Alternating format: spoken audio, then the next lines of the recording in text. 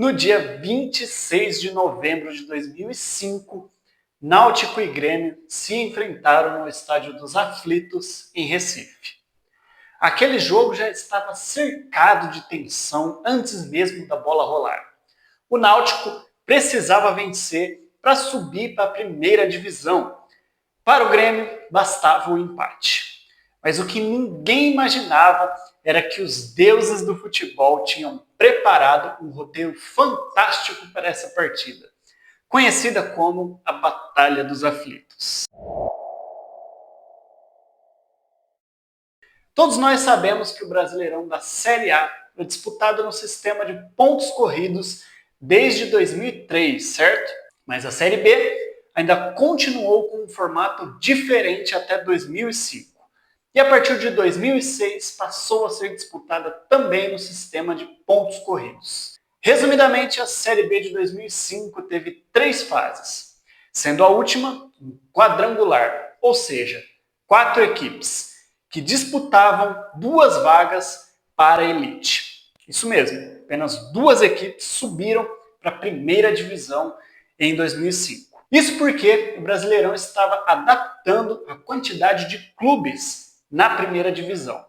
Então, em 2005, subiram 2 times, enquanto que caíram na Série A 4 clubes, para que o número de participantes fosse fixado em 20 equipes. Grêmio, Náutico, Santa Cruz e Portuguesa formaram esse quadrangular final. E na última rodada, praticamente o Grêmio, o Náutico e o Santa Cruz iriam disputar as 2 vagas, já que a Portuguesa tinha ficado um pouco para trás. Um fato interessante é que as 2 partidas foram disputadas na mesma cidade, Recife, com Santa Cruz e Portuguesa no Arruda e Náutico e Grêmio nos Aflitos.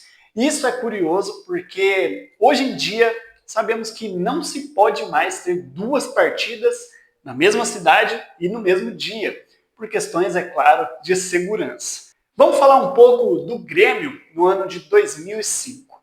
O Grêmio tinha caído para a segunda divisão na última colocação do Brasileirão de 2004 e vivia tempos sombrios financeiramente falando. Havia uma real chance do clube declarar falência caso não conseguisse o acesso. Então aquele jogo em específico era naquele momento um dos mais importantes da história do Grêmio. Então estamos falando de um clube, não estamos falando de um clube pequeno e sem tradição, mas sim de um clube que já tinha grandes conquistas, um dos grandes clubes do futebol brasileiro. Já do lado pernambucano, aquele jogo também tinha uma enorme importância, já que o Náutico, um dos grandes clubes de Pernambuco, não disputava a primeira divisão desde 94. Jogando em casa, diante do seu torcedor, o Náutico tinha total confiança de que poderia vencer aquela partida e talvez falir o time do Grêmio. Então olha o tamanho da importância desse jogo também para o Náutico. Já deu para perceber que aquele jogo era tipo uma final de Copa do Mundo, né? Ou melhor, uma final estava mais que uma final de Libertadores, pelo clima hostil que a torcida do Náutico proporcionou para os visitantes. E não foi só a torcida que hostilizou o Grêmio. O próprio Náutico também usou todas as armas que podia para desestabilizar o adversário. Para vocês terem uma ideia, o time e a delegação do Grêmio foram obrigados a acessar o estádio no meio da torcida do Náutico. Além disso, o Grêmio ficou alojado em um vestiário recém-pintado e uma porta que daria acesso ao gramado para aquele aquecimento pré-jogo estava trancada com cadeado. Agora, imaginem só fazer isso hoje em dia, né? O tamanho do problema que o Náutico iria arrumar. Mas estamos falando lá de 2005 e o futebol era completamente diferente, onde ainda haviam provocações enormes e episódios como esse, onde o time local fazia um verdadeiro inferno para o visitante. Era o chamado futebol raiz, o futebol sem o politicamente correto. No primeiro tempo não faltou emoção e o Náutico chegou a perder um pênalti. A partida entregou aos espectadores tudo o que prometeu, com jogadas ríspidas em uma rivalidade que mais parecia um clássico local. O Náutico atacava muito mais, encurralando o Grêmio em seu próprio campo, mas esbarrando na marcação dos gaúchos, que claramente estavam satisfeitos com o empate, que estava garantindo ao Grêmio o acesso. Mas a emoção de verdade estava reservada para o segundo tempo. Após 30 minutos, o lateral gremista Alejandro Escalona foi expulso. Aos 35, o árbitro Djalma Beltrame marcou toque de mão de Nunes dentro da área, pênalti para o Náutico.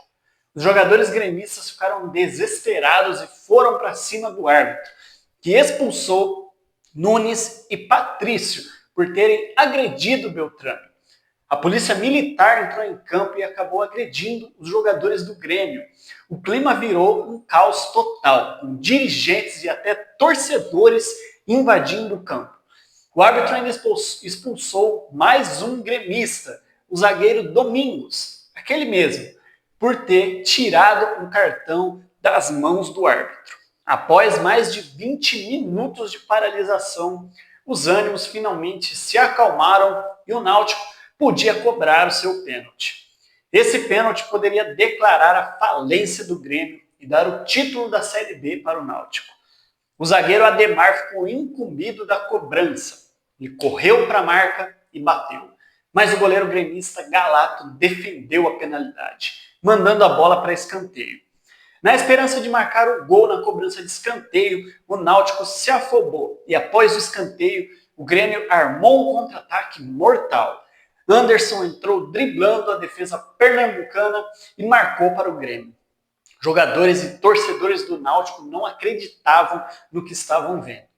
Aos 61 minutos do segundo tempo, com 4 jogadores a menos, o Grêmio escrevia uma das histórias mais inacreditáveis do futebol. Cara, eu me lembro de ter assistido essa partida ao vivo. Eu tinha 9 anos de idade e eu não conseguia acreditar no que eu estava vendo. De tão impressionante que foi essa partida. São essas histórias que fazem a gente se apaixonar cada vez mais pelo futebol desde criança. Outro fato curioso é que na outra partida, o Santa Cruz venceu a Portuguesa por 2-1. E como o jogo lá terminou antes, o Santa Cruz achou que tinha sido o campeão da Série B. E tinha feito até volta olímpica e tudo no estádio do Arruda. Com certeza, eles receberam a notícia do gol do Grêmio com muita tristeza por lá. Esse jogo foi comentado até nos jornais internacionais, como na Inglaterra, Uruguai e Argentina, por exemplo. Virou livro e até documentário. Foi um jogo que fez um gigante do futebol brasileiro renascer. Um clube que estava à beira da falência e viu seu destino ser traçado de forma trágica, mas milagrosamente deu a volta por cima. Com certeza essa é uma das histórias mais legais do nosso futebol. Olha, eu espero que vocês tenham gostado de ouvir a história da Batalha dos Aflitos. Não deixe de dar o joinha aí no vídeo também, se inscrever no canal para continuar ouvindo mais histórias legais como essa. Caso você esteja meio perdido, você pode acessar facilmente as histórias pelas playlists que eu criei. Um forte abraço a todos e até o próximo vídeo.